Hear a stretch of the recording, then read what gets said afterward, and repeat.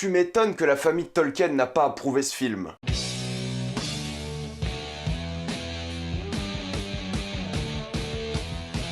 Tolkien. Comme d'habitude, comme étant indiqué dans le titre de la vidéo, il n'y a pas de spoiler parce qu'on va être tranquille, après on va tout spoiler. Tolkien est l'histoire de J.R.R. Tolkien et de ses années formatrices jusqu'au jour où il va écrire Le Hobbit. On va passer par son enfance, ses études et par son passé dans la Première Guerre mondiale. Quand j'ai fait ma critique de Rocketman, j'avais dit un truc qui avait un peu partagé dans les commentaires au sujet d'un biopic, c'est que pour un biopic musical, je trouve que ce qui est le plus intéressant, c'est la vie de l'auteur. C'est pas en soi comment il a fait la musique, mais vraiment comment il a vécu, parce que la vie d'une rockstar, c'est assez énergétique et il y a plein de choses qui ont lieu. Et c'est pour ça que je trouvais ça toujours plus intéressant de s'intéresser vraiment au sexe, drogue, rock'n'roll des rockstars plutôt qu'au processus créatif. Le truc, c'est qu'avec un mec comme Tolkien, un auteur vraiment mondialement connu, l'un des plus grands auteurs de l'histoire de la fantasy, c'est vrai que sa vie n'est pas la plus intéressante. T'as pas grand chose à dire à son sujet. Le mec a une vie tout à fait normal pour un mec qui a vécu à cette époque-là. Le mec était orphelin, c'est le truc qu'il départage un peu de tous les autres enfants, mais sinon il a eu une vie tout à fait normale pour un mec qui a fait la Première Guerre mondiale. Et à partir de là, du coup, il te reste plus qu'une seule chose, ou raconter une histoire tout à fait banale qui va être chiante à mourir, ou raconter le processus créatif d'un mec qui a écrit une histoire incroyable. Et quand tu racontes le processus créatif, l'idée c'est vraiment de raconter sa vie de manière à raconter un peu l'histoire du Hobbit et du Seigneur des Anneaux. Ce que je veux dire par là, c'est que t'aurais dû, on va dire,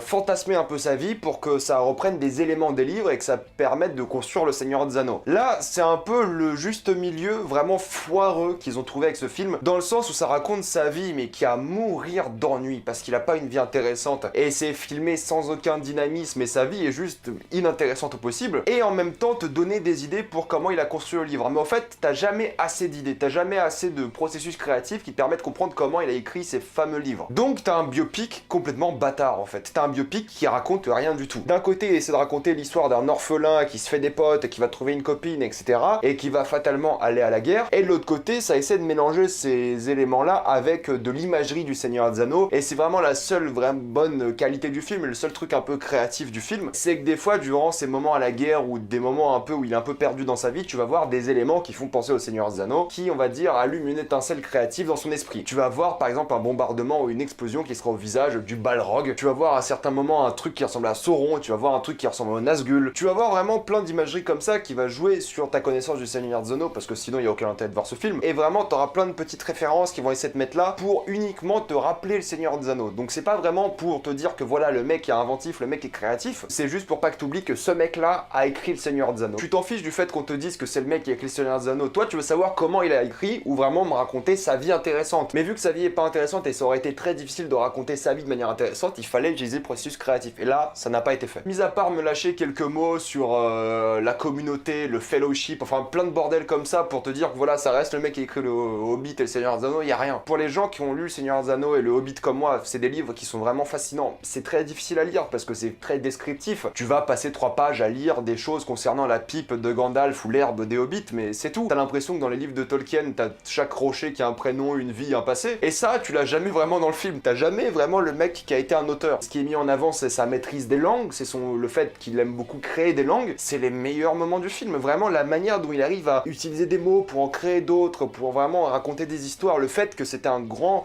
storyteller, quel mec pouvait raconter plein d'histoires, c'est les meilleurs moments du film. Il y a 2 scènes qui sont vraiment très très bien dans ce film. C'est la scène où il emmène sa copine à un dîner pour la première fois, il invente toute cette histoire de tête. Et vraiment, c'est fascinant de le voir inventer des choses comme ça, de tête, sans rien, sans support. La manière dont il mélange les mots, la manière dont il crée des mots, la manière dont il parle de la sonorité des mots, c'est vraiment fascinant. Et de l'autre côté, t'as une scène avec son professeur d'Oxford, qui est vraiment lui aussi un linguiste et qui va lui parler pendant un moment. Et c'est méga intéressant la manière dont ils arrivent à transformer ces mots, la manière dont ils parlent d'histoire, de contexte, de philosophie, c'est génial. Mais c'est 2 scènes dans le film. Sinon, t'as beaucoup de scènes qui sont, on va dire, dans la Première Guerre mondiale, et encore beaucoup, c'est 10% du film, qui se passe durant la Première Guerre mondiale, mais encore une fois, il y a vraiment aucun impact dramatique de la guerre de manière générale, et c'est juste un endroit facile pour montrer de l'imagerie qui fait penser au Seigneur des Anneaux. Et c'est dommage parce que tu vois, le film, il aurait pu raconter l'histoire d'un mec qui était vraiment un peu bizarre, parce que créer des langues, créer des univers, c'est un peu chelou, mais chelou dans le sens bien, dans le sens créatif, dans le sens original. Ça aurait été vraiment fascinant de raconter son histoire à lui de ce point de vue-là. Là, on a un soap opéra, un téléfilm britannique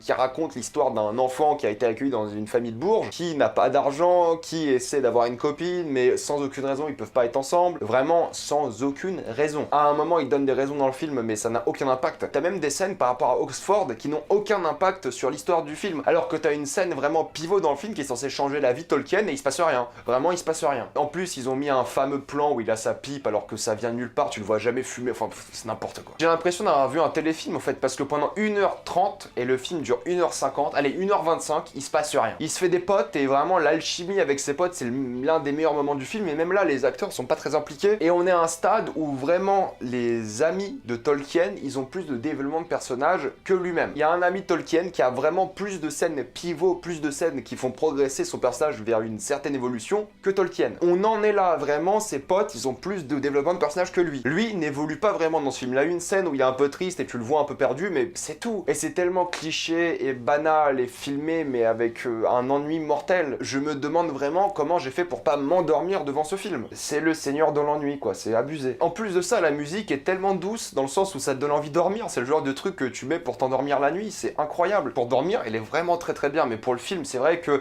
n'y a pas cette magie, il n'y a pas cette fantaisie. Vraiment, un mec qui a créé tellement un univers incroyable que la Terre du Milieu, t'aurais dû avoir un film plein d'énergie, plein d'imagerie, plein de créativité. Et là, t'as un film qui est nul et tu t'ennuies et y a rien. Et tu vois qu'il y avait quelques idées, tu vois qu'il y avait quelques tentatives, mais c'est juste pas assez parce que ça mélange trop de trucs à la fois. Entre le soap opéra, l'histoire du mec pas intéressante et les éléments créatifs qui sont pas assez bien abordés, t'as un film vraiment bâtard. Et le réalisateur, c'est Dom Karokowski, le mec qui avait fait Tom of Finland, qui était un film sur un personnage homosexuel de la culture finlandaise, et c'était un film qui était vraiment très cool. En tout cas, c'est un film que j'avais plus apprécié que Tolkien, et ses autres films à lui, je les ai pas vus, mais c'est vrai que celui-ci me donne pas envie de voir la suite. Et c'est vrai que même Nicolas Hoult, tu dis qu'en général un biopic, t'as envie d'aller chercher un Oscar, t'as envie de chercher une récompense, t'as envie de te donner vraiment à fond dans le personnage. Et c'est vrai que la vie de Tolkien, elle était assez intéressante, surtout après le Seigneur des Anneaux, pas avant. Et là, Nicolas Hoult, il a rien, il a pas avec quoi jouer. Le mec est tellement monotone, il donne pas de l'énergie, quoi.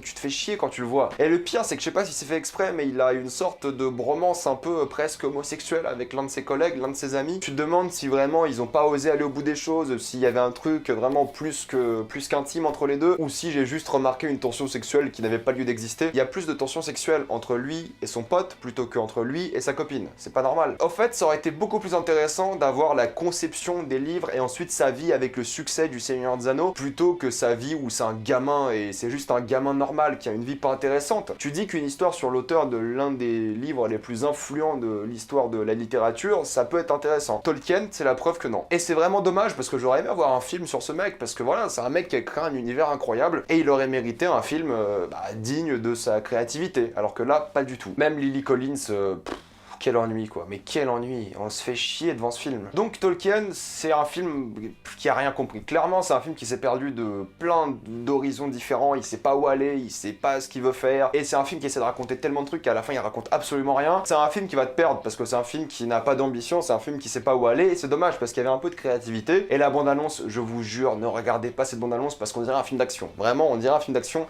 alors que c'est bien l'inverse. Tu t'ennuies à mourir. Avant de passer en spoiler, même s'il y a vraiment pas grand-chose à dire, pensez à vous abonner à la chaîne, mettez un j'aime et partagez ces vidéos, ça aide beaucoup la chaîne. Si vous aimez la chaîne, pensez à soutenir gratuitement grâce au lien dans la description et dans le commentaire épinglé, vous regardez une petite pub, mais moi ça me fait un peu d'argent. Suivez-moi sur Instagram pour des critiques exclusives, suivez-moi sur Twitter pour toutes les news et on spoil.